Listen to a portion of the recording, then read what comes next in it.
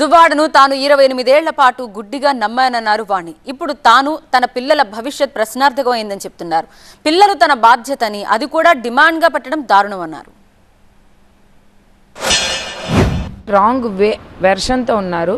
మేమైతే 29 ఇయర్స్లో గమనించలేకపోయాను. నేను ఒకరోజు కాదు, ఇప్పుడు ఆయన వెర్షన్ మోటో మొత్తం ఆయన మైండ్ సెట్ ఇంటర్వ్యూస్లో చెప్తుంటే ఓహో ఇంత బ్లైండ్గా నేను ఆయన్ని నమ్మేశానా, ఇంత బ్లైండ్గా నేను నా లైఫ్ని ఆయన కోసం సాక్రిఫైస్ చేశానా, అట్లీస్ట్ నా స్వార్థం నేను చూసుకోలేదా అని ఇప్పుడు బాధ వేస్తుంది తప్ప ఇంకేం లేదు. ఏదేమని నా ఫైనల్ కాన్సెప్ట్ అనేది నేను పిల్లలు ఇంట్లో ఉండడమే. అంటే ఎందుకు మనం చెప్తున్న కాన్సెప్ట్ ఒకటి, వాళ్ళు మీడియా ముందుకు తెచ్చి పెడుతుంది ఒకటి, అది రాంగ్ వెర్షన్లో వెళ్తుంది.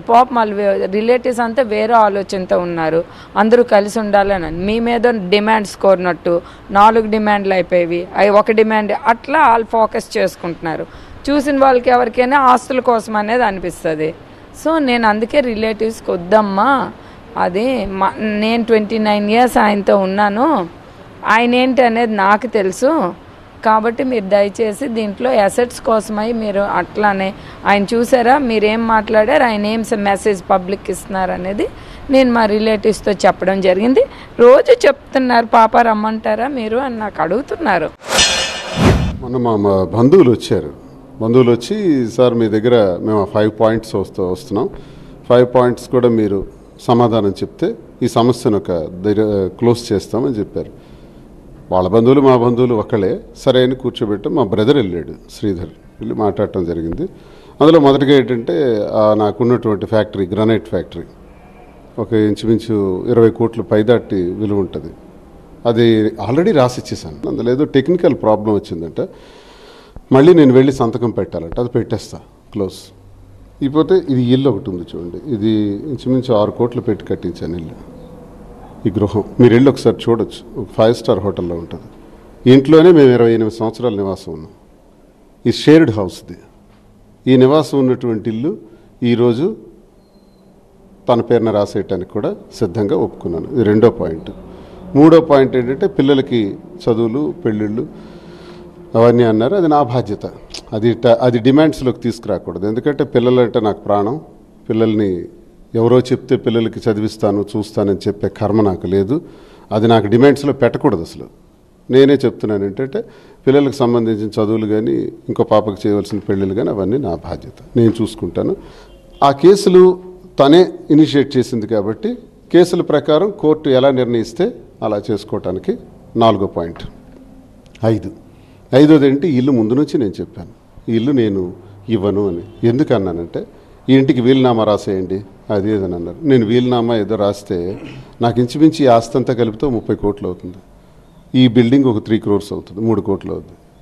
అంటే సుమారు ఎంత ఇస్తున్నట్టు, నేను 27 కోట్ల రూపాయల ఆస్తులు ఇచ్చేస్తున్నట్టే. మరి బిల్డింగ్ కూడా నేను ఇచ్చేస్తే రేపు పాపకు మళ్ళీ చదివించాలి, పెళ్లి చేయాలి, ఇంకా నా రాజకీయ జీవితం నడవాలి, నేను బ్రతకాలి. ఇప్పుడు మా పిల్లలకు ఒక మాట అనేవారు ఆయన, నాకు దాంట్లో అర్థం తెలిసేది కదా. ఎప్పుడైనా మా పిల్లలకి అడగండి, మీ అమ్మ అమాయకం, మీ అమ్మ ఇన్నోసెంట్ అని ఎప్పుడు పిల్లలకి నూరు పోసేవారు. నేను అమాయకం అని, నేను ఇన్నోసెంట్ అని. 29 years, just matter of 12, 13, 2 months ఇప్పుడు పూర్తిగా నా మీద విరుద్ధమైన అలిగేషన్స్ చేస్తుంటే నాకే ఆశ్చర్యం అసలు. 29 ఇయర్స్ కూడా సాక్రిఫైజేషన్తో వెళ్ళాను, but I did not feel it is sacrifization. Sacrifization అనేది ఇప్పుడు అనవలసి వస్తుంది ఆ వర్డ్, ఎందుకంటే ఇంత కంప్ అయిపోయింది కాబట్టి. 29 ఇయర్స్ నేను సర్వీస్ చేసి అన్నీ కూడా ఫ్యామిలీ అయిన తర్వాత నేను ఇప్పుడు అది సాక్రిఫైజేషన్, నా ఫ్యామిలీ, నా డెవలప్మెంట్, నా పిల్లలు. కానీ ఈరోజు అలా ఆడుతున్న మాటలు బట్టి అచ్చా సాక్రిఫైజేషన్ చేసి నా లైఫ్ని, నా పిల్లల లైఫ్ని రూయిన్ చేశానా అనిపించే సందర్భం ఇప్పుడు నాకు అనిపిస్తుంది. ఈ ఇంటిలో ఉండాల్సిన నువ్వు పిల్లల్ని, ఆ చదువుకుంటున్నటువంటి అమ్మాయిని తీసుకొచ్చి ఇక్కడ కూర్చోబెడతావు, ఆ పాపని పెళ్ళి అయిపోయిన పెద్ద పాపని తీసుకొచ్చి ఇక్కడ కూర్చోబెడతావు, వాళ్ళకి విషబీజాలు నాటావు, 30 సంవత్సరాల నుంచి తండ్రి మీద వ్యతిరేక భావాలు సృష్టించావు. పాపం పసిపిల్లలు, వాళ్ళకి తెలీదు, వాళ్ళ అమ్మ వాళ్ళ తమ్ముడు అంటారు. మా అమ్మని వాళ్ళమ్మ అంటారు.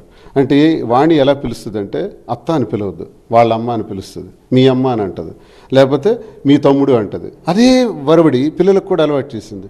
వాళ్ళు కూడా ఏమంటారు, చిన్నాయన అనరు, వాళ్ళ తమ్ముడు అంటారు, నాయనమ్మ అనరు, వాళ్ళమ్మ అంటారు, వాళ్ళ నాన్నకు మాత్రం తాతయ్య అని పిలుస్తారు. అంటే వరసలు నేర్పినట్టే విషయాలు కూడా వేయటం నేర్పించి నా మీద తిరుగుబాటు చేయించినటువంటి దౌర్భాగ్యమైన పరిస్థితి.